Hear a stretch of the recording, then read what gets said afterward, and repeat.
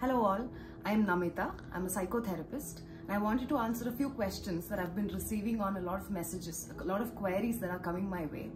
What is therapy and who will benefit from therapy? How to choose a therapist? So these are a few very common questions that we get on a day-to-day basis. So I'd like to start with, what is therapy?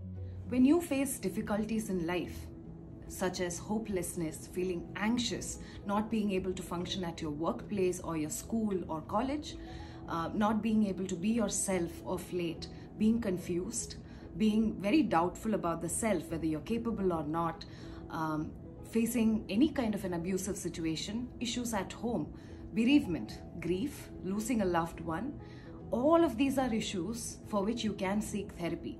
Therapy actually helps you dig deeper into the emotions, thoughts and feelings and help you understand them one at a time.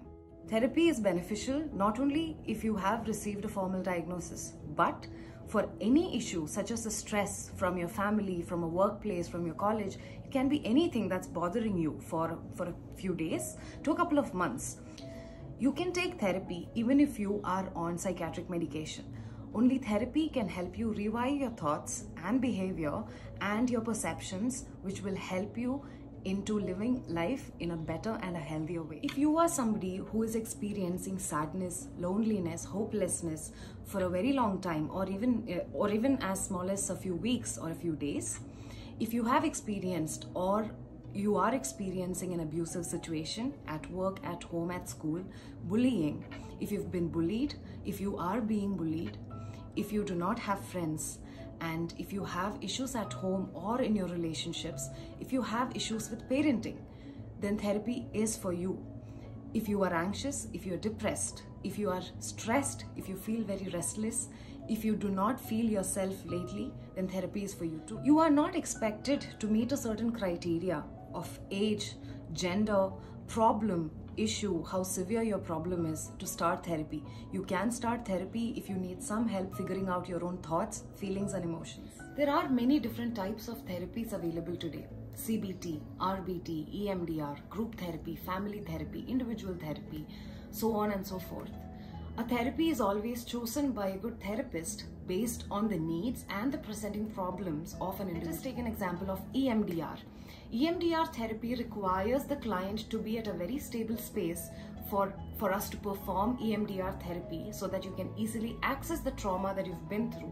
But if you are in an overwhelmed state, in a restless state, or if you easily shut down when you are recollecting an emotion, then EMDR might not be the best choice for you. Similarly, each of these therapies have a criteria that requires to be followed as well. Now let's come to the most important topic of how to choose a good therapist. Firstly, a therapist is somebody who has to resonate with you, your thought patterns, your emotions, and you should be able to have a connection with them. You have to feel comfortable and you have to feel at ease sharing your problems with the therapist. When you are choosing a therapist, the first and foremost thing that you need to always check on is their qualification. A therapist has to be well educated in order to provide any kind of therapy services to a client regarding any kind of mental health concern. Before you go ahead and confirm with the therapist, make sure to ask for their qualifications, their work ethics, the methods, the theoretical orientation of a particular therapist that they follow, the approach that they use in conducting therapy sessions, what are the methods or different procedures, and what will the therapy sessions entail. What are we looking at when we say therapy? So how is it going to go? How are we going to carry it forward? These are all questions you can ask a therapist.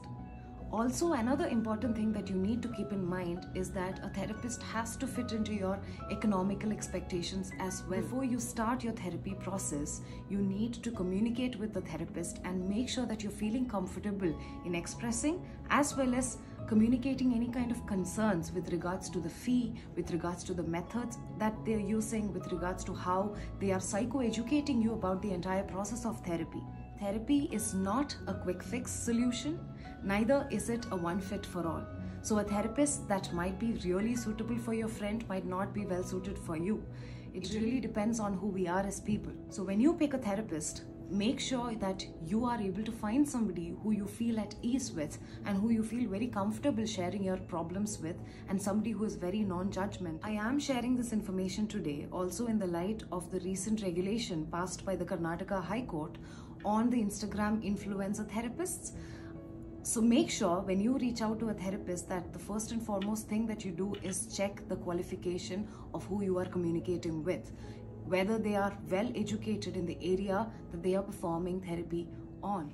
If you have any queries about therapy, how it works, the ethics, professional qualifications, who is a good therapist, what kind of therapist should you choose, or any of the above discussed topics, or any topic relating to mental health, please feel free to reach out.